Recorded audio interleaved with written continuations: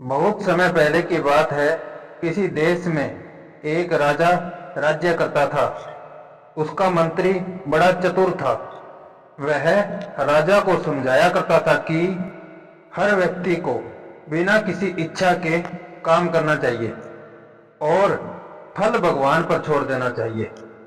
मंत्री यह भी कहा करता था कि भगवान जो कुछ भी करता है भले के लिए ही करता है। राजा उसकी बात चुपचाप सुन लेता। जो कुछ होता है अच्छे के लिए होता है, यह बात राजा के गले से नीचे नहीं उतरती थी। एक दिन किसी ने मखमली म्यान में लिपटी हुई सोने की तलवार राजा को भेंट की। राजा बड़ा प्रसन्न हुआ। उसने तलवार को म्यान से निकालने की कोशिश की। जल्दबाजी में राजा की एक उंगली कट गई। राजा बड़ा नाराज हुआ। मंत्री से पूछने लगा, बताओ मेरी उंगली कटने में कौन सी भलाई है। मंत्री पहले तो कुछ बोला नहीं। बाद में उसने कहा, भगवान जो करता है अच्छे के लिए ही करता है। इससे राजा और भी नाराज हो गया।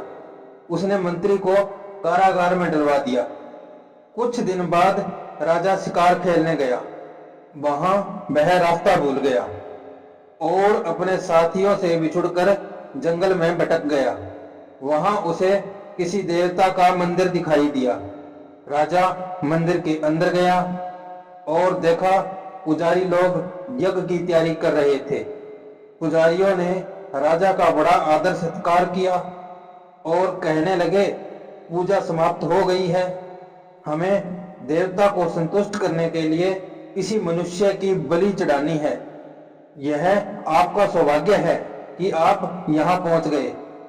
आपकी बलि पाकर देवता अत्यंत प्रसन्न होंगे। बलि की बात सुनकर राजा घबरा गया।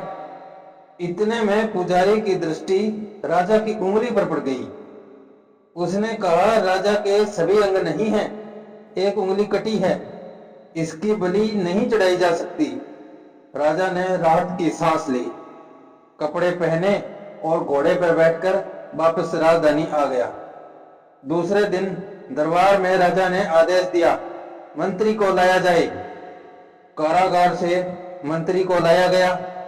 राजा ने उससे कहा, मेरी उंगली कटने में क्या भलाई थी, यह बात मेरी तो समझ में आ गई।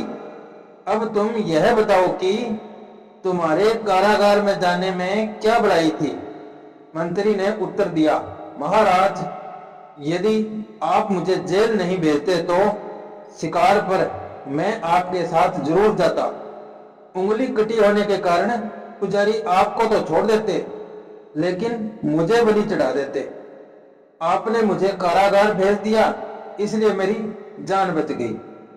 उत्तर सुनकर राजा संतुष्ट हो गया। उसने मंत्री को पुरस्कार दिया।